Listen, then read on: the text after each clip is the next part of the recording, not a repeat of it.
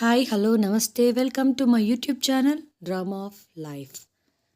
నేనెప్పటికీ తల్లిని కాలేనన్న కారణంగా నా భర్త నాకు విడాకులిచ్చి అతను రెండో వివాహం చేసుకున్నాడు. 1 సంవత్సరం తర్వాత తనకు ఒక కొడుకు పుట్టాడు. మరియు అతని కొడుకు మొదటి పుట్టినరోజు పార్టీకి ఆహ్వానించాడు. అదంతా చూసి నాకు బాధగా అనిపించింది. అతడి ప్లాన్ నాకు బాగా తెలుసు. అతను నన్ను పార్టీకి పిలవడానికి కారణం ముఖ్యంగా నన్ను అవమానించాలని. కాబట్టే నేను పార్టీకి వెళ్ళాలని నిశ్చయించుకున్నాను. పార్టీకి వెళ్తున్నప్పుడు నా దగ్గర ఒక కవర్ ఉంది. నేను వెళ్ళేటప్పుడు దాన్ని తీసుకొని వెళ్తాను. నేను పార్టీకి చేరుకున్నాను. అతను నన్ను చూసి నా దగ్గరకు వచ్చి, చూడండి, నేను మీకు విడాకులు ఇవ్వాలనుకున్న నిర్ణయం ఖచ్చితంగా కరెక్ట్ అయినది. దాని ప్రతిఫలం ఈరోజు నేను ఒక బిడ్డకు తండ్రినయ్యాను. అతని మాటలు విని నేను నవ్వాను మరియు కవర్ అతని చేతికిచ్చాను. ఇచ్చి ఆ కవర్ని జాగ్రత్తగా చూడమని చెప్పాను.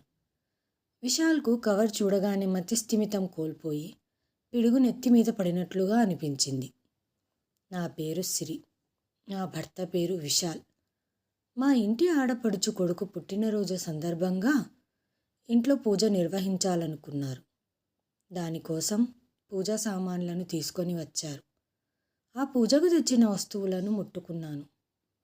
అప్పుడు అది చూసి మా అత్తగారు నన్ను అరవడం మొదలుపెట్టారు. నువ్వు ఆ పూజకు తెచ్చిన వస్తువులను ఎందుకు ముట్టుకుంటున్నావు? ప్రీతి కొడుకు పుట్టినరోజుకు తెచ్చిన పూజా వస్తువులను నీలాంటి సంతానం లేని వాళ్ళు ముట్టుకుంటే అశుభమని నీకు తెలియదా? లేకపోతే నీ ఆడపడుచు ఆనందాన్ని చూడలేకపోతున్నావా? ఇంత చిన్న విషయం కూడా నీకు అర్థం కావడం లేదా? నువ్వు నీ ఆడపడుచు యొక్క సంతోషాన్ని చెడగొట్టాలని చూస్తున్నావా? అంది. అది వినగానే నా కళ్ళల్లో నుంచి నీళ్లు రావడం మొదలయ్యాయి. అయినా నా ఎమోషన్స్ని అణుచుకుంటూ, అది కాదు అత్తగారు అంటూ నేను చెప్పబోయేసరికి ఇంతలో మా ఆడపడుచు ప్రీతి, తను నాతో ఆడపడుచులాగా కాకుండా సొంత చెల్లెల్లాగా ఉండేది. అలాంటి ప్రీతి కూడా నన్ను తిట్టడం మొదలెట్టింది అమ్మ మాటలు విని. వదినా, ఇది నేను మీ నుంచి అస్సలు ఊహించలేదు. బహుశా నేను తల్లిని అవ్వడం నువ్వు భరించలేకపోతున్నావు అంది. చాలా అవమానాలని భరించి నేను నా భర్త విశాల్ వైపు విచారంగా చూడడం ప్రారంభించాను. నా భర్త నన్ను చాలా ప్రేమిస్తాడు. మాది ప్రేమ వివాహం. నా తరపున ఏదో ఒకటి చెబుతాడేమో అనుకున్నాను. కానీ దానికి విరుద్ధంగా నువ్వు ప్రీతిని నీ చెల్లెలుగా భావిస్తావు కదా, అలాంటప్పుడు నువ్వు ఆమెతో ఇలా ఎలా చేయగలవు అని చెప్పడం ప్రారంభించారు. ఇది విని నేను లోపల నుండి పూర్తిగా కృంగిపోయాను. ఏ కోడలైనా అత్తగారు మరియు ఆడపడుచు మాటలను సహించగలుగుతుంది. కానీ తాను సర్వస్వంగా భావించి తనతో 7 జన్మల పాటు జీవిస్తానని ప్రమాణం చేసిన తన సొంత భర్త ఇలా చెబితే ఏ స్త్రీ మాత్రం ఏమి తట్టుకోగలదు? నేను ఏడుస్తూ వంటగదిలో పని చేయటం ప్రారంభించాను. సంతానం లేనందు కారణంగా పూజా సాహిత్యాలలో ఏ పని చేయలేకపోయాను. కానీ కోడలు కావడంతో ఇంటి పనులన్నీ నాపైనే ఉన్నాయి. నేను తల్లిని కాలేకపోతే ఇందులో నా తప్పేంటి? అమ్మ అవ్వడం అవ్వకపోవడం అనేది ఆడవాళ్ళ చేతిలో మాత్రమే లేదు. మా అత్తగారు మామగారు స్కూల్లో టీచరు, మా ఆడపడుచు అయితే లా చదివింది, నా భర్త ఇంజనీరు. మరియు అలాంటి విద్యావంతుల ఆలోచనలు చాలా ఆధునికంగా ఉంటాయనుకున్నాను. కానీ దానికి భిన్నంగా ఉన్నాయని నేను ఆశ్చర్యపోతున్నాను. సంతానం లేనివారు పూజా వస్తువులు తాకడం వల్ల అది చెడు శకునంగా మారుతుందా? విశాల్ నేను ఆఫీసులో మొదటిసారి కలుసుకున్న తీరు నాకు ఇంకా గుర్తుంది. నేను ఆఫీస్లో చేరి కొన్ని రోజులు గడిచాయి. ఒకరోజు నేను ఆఫీస్లో ప్రెజెంటేషన్ ఇస్తున్నాను. బాస్తో పాటు అక్కడ కూర్చున్న అందరూ ప్రెజెంటేషన్ని మెచ్చుకున్నారు, విశాల్ కూడా.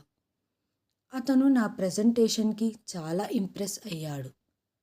మేమిద్దరం ఒకే ఆఫీస్లో కలిసి పని చేసినప్పుడు మాకు తెలియకుండానే మేము ప్రేమించుకున్నాము. మేము మా కుటుంబం సభ్యులకు చెప్పినప్పుడు వాళ్ళు కూడా మా ప్రేమను అంగీకరించారు. దాంతో మా వివాహం జరిగింది. మా అత్తగారు, మామగారు మరియు మా ఆడపడుచులది చాలా మంచి స్వభావం. ఇంత మంచి భర్త నాకు లభించడం అదృష్టం అని భావించాను. పెళ్ళైన 2-3 ఏళ్ల వరకు పిల్లలు వద్దని, ముందు జీవితాన్ని ఎంజాయ్ చేద్దామని, ఆ తర్వాత పిల్లల బాధ్యత తీసుకుంటానని నాకు ముందుగానే చెప్పారు విశాల్. బహుశా అందుకే కుటుంబ సభ్యులు కూడా 2-3 సంవత్సరాల వరకు పిల్లల గురించి ఏమీ చెప్పలేదు. ఎప్పుడైతే పెళ్ళై 5 సంవత్సరాలు దాటిందో అప్పటి నుంచి ఇంటి సభ్యులు మాటలు అనడం ప్రారంభించారు. నా కుటుంబ సభ్యులు మరియు బంధువులు నా వెనకాల నన్ను గొడ్రాలు అని పిలవడం ప్రారంభించారు. నాకు సంతానం లేనందున విశాల్ ఇంతకు ముందు నన్ను ఏమీ అనేవాడు కాదు. కానీ రాను రాను ఇప్పుడు నాతో సరిగ్గా మాట్లాడడం లేదు. పని పూర్తయ్యే వరకు మాత్రమే నాతో మాట్లాడేవాడు. నాకు ఇలా అనిపించేది, మేము భార్యాభర్తలై ఒకే ఇంట్లో ఉంటున్నామా లేదా అని. కానీ నా బాధను ఎవరికి చెప్పాలి? ఎవరు అర్థం చేసుకుంటారు? నేటికి మా పెళ్ళై 8 ఏళ్ళు అయ్యింది. ఈరోజు విశాల్ ఖచ్చితంగా మౌనం వీడి నన్ను విష్ చేస్తాడని అనుకున్నాను. అందుకే తనకిష్టమైన ప్లేట్లో బ్రేక్ఫాస్ట్ను వడ్డించాను. తను ప్రశాంతంగా బ్రేక్ఫాస్ట్ చేసి ఒక్క మాట కూడా మాట్లాడకుండా అక్కడి నుంచి సైలెంట్గా ఆఫీస్కు బయలుదేరాడు. విశాల్ ఆఫీస్కి వెళ్ళాక ఆఫీస్కు ఫోన్ చేసి నాకు బాగాలేదని చెప్పి లీవ్ తీసుకున్నాను. విశాల్కి ఒక సర్ప్రైజ్ ఇద్దామని. ఎందుకు లీవ్ తీసుకున్నావు అని కానీ, ఏమైనా ఆరోగ్యం బాగోలేదా అని విశాల్ మాత్రం ఒక్కసారి కూడా అడగలేదు. విశాల్ కోసం రాత్రి డిన్నర్కి బటర్ పన్నీర్, కోఫ్తా, స్వీట్స్ ఇంకా ఎన్నో డిషెస్ రెడీ చేసి బెడ్రూమ్ని అందమైన పూలతో మరియు క్యాండిల్తో డెకరేట్ చేసి పెట్టాను. అతనికి బాగా ఇష్టమైన రెడ్ కలర్ అంచు చీరను ధరించాను. ఈరోజు విశాల్ వచ్చి తన మౌనాన్ని వీడి నాతో మాట్లాడతాడని ఎంతో ఆశపడ్డాను. మరియు నేను అతన్ని బిడ్డ దత్తతను తీసుకునేలా ఒప్పిస్తానని నాకు పూర్తిగా నమ్మకం ఉంది. కానీ ఇంటికొచ్చాక ఒక్కసారి కూడా నా వైపు చూడలేదు విశాల్. బహుశా పడగ్గది వెళ్ళి విష్ చేస్తాడేమో అని అనుకున్నాను. కానీ అంతా అందుకు విరుద్ధంగా జరిగింది. విష్ చేయడం మర్చిపోయి అతడు నా వైపు కూడా చూడలేదు. కొంతసేపటికి నన్ను నేను కంట్రోల్ చేసుకోలేక, విశాల్, ఈరోజు మన వెడ్డింగ్ యానివర్సరీ, అది కూడా మర్చిపోయావా అన్నాను. ఈ మాటలు వినగానే విశాల్, అయ్యో లేదు లేదు, నేను ఈరోజు ఎలా మర్చిపోతాను? ఒకవేళ మర్చిపోదాం అనుకున్నా నేను మర్చిపోలేను. ఎందుకంటే ఈరోజు ఒక సంతానం లేని మహిళ, గొడ్రాలు నా జీవితంలో ప్రవేశించిన రోజు. భర్త నుండి అటువంటి మాటలను వింటుంటే నా కళ్ళ ముందు చీకట్లు కమ్ముకున్నట్లు అనిపించింది. నేను నా కన్నీళ్లను ఆపి, మనం బిడ్డను దత్తత తీసుకోలేమా అని అడిగాను. దానికి విశాల్, నీతో నేను ఎన్నోసార్లు చెప్పాను, దాని గురించి ఎన్నిసార్లు వాదించుకున్నాం మనము. నేను వేరొకరి బిడ్డను, మరొకరి రక్తాన్ని నేను దత్తత తీసుకోలేను ఈ జన్మలో. నువ్వు నాకు ఇవ్వలేని నా సొంత బిడ్డ కావాలి. అవును, ఈరోజు నా వివాహిక వార్షికోత్సవం కాబట్టి నీకోసం వేరే గిఫ్ట్ తీసుకొని వచ్చాను. ఆ మాటలతో నేను ఆలోచించడం మొదలుపెట్టాను. పదే పదే వద్దు వద్దు అని చెప్పే వ్యక్తి నా కోసం ఏం గిఫ్ట్ తీసుకొని వచ్చాడు అని ఆలోచిస్తుండగా విశాల్ నాకు ఒక కవర్ ఇచ్చాడు. నేను కూడా చాలా ఆతృతగా తెరవడం ప్రారంభించాను. లోపలికి చూసేసరికి విడాకుల పత్రాలు ఉన్నాయి. ఆ విడాకుల పత్రాలను చూస్తుంటే నమ్మలేకపోయాను. నన్ను ఇంతగా పొగిడి, నన్ను ఎంతగానో ప్రేమించి, కష్టసుఖాలలో అన్ని రకాలుగా నన్ను సపోర్ట్ చేసినవాడు ఈరోజు బిడ్డల కోసమే నాతో విడాకులు తీసుకుంటున్నాడు. ఆ సమయంలో ఆకాశం నా మీద పడ్డట్టు అనిపించింది. గట్టిగా ఏడవాలనిపించింది. కానీ నన్ను నేను కంట్రోల్ చేసుకుంటూ వెంటనే విడాకుల పత్రంపై సంతకం చేశాను. ఎందుకంటే అతనికి నాపై ప్రేమ లేనప్పుడు అలాంటి వ్యక్తితో జీవించడం ఎందుకు? మరుసటి రోజు నేను ఆ ఇంటిని విడిచిపెట్టి వెళ్ళాను. విశాల్ కూడా అదే కోరుకున్నాడు. కొన్ని రోజుల తర్వాత నేను చాలా కష్టపడి వేరే బ్రాంచ్కు బదిలీ చేయించుకున్నాను.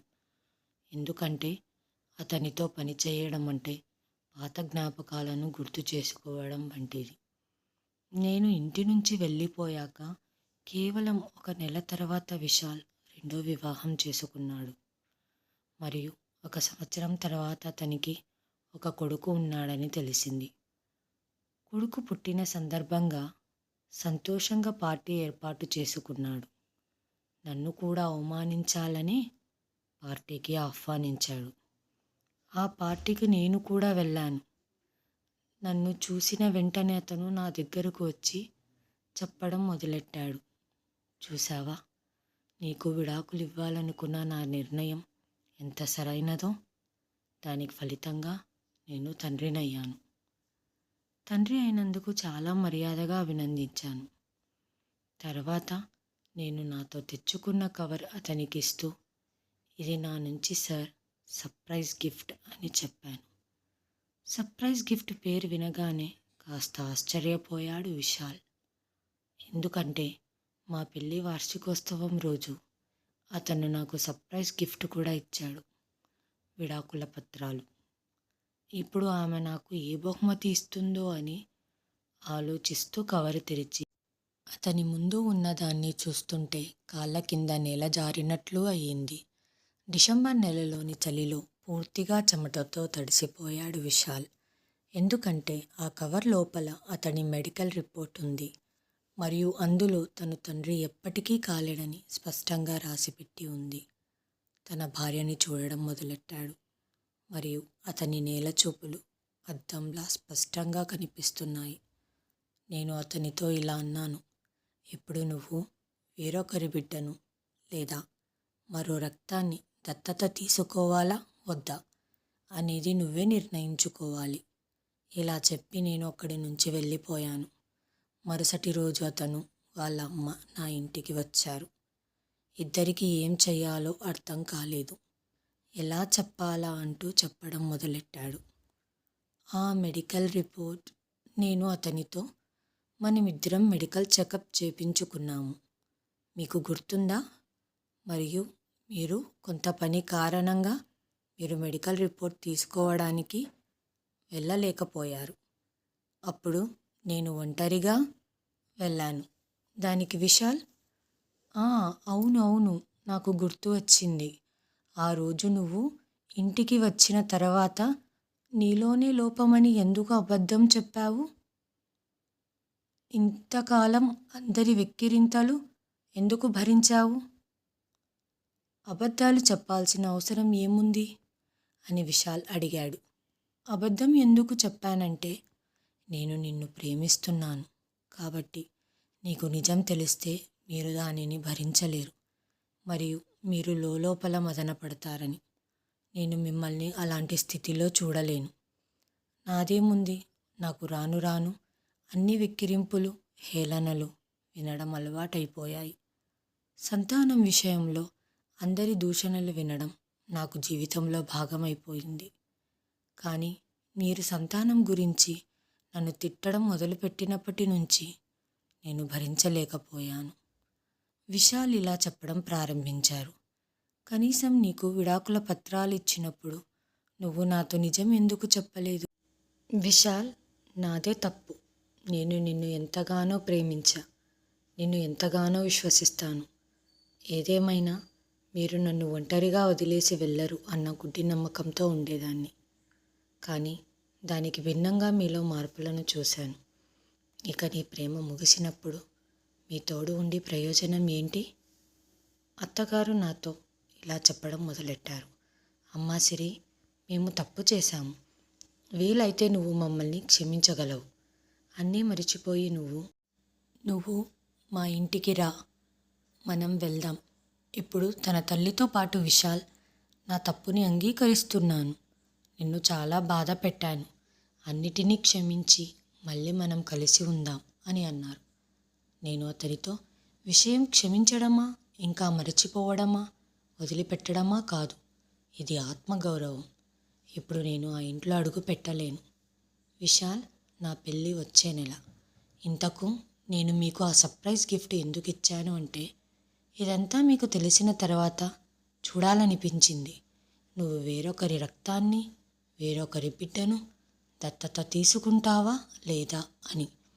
ఎందుకంటే మనం బంధంలో ఉన్నప్పుడు నేను మిమ్మల్ని చాలాసార్లు పిల్లల దత్తత గురించి చెప్పినప్పుడు మీరు దాన్ని తిరస్కరించారు. దీని నుంచి ఒక విషయం తెలుస్తుంది. ఎల్లప్పుడూ పురుషుడు తన యొక్క బాధ్యతలు పెద్దవిగా చూపిస్తూ మరియు అమాయకపు మహిళలను కించపరచడానికి ప్రయత్నిస్తారు. లోపం అనేది పురుషుల్లో కూడా ఉండవచ్చు.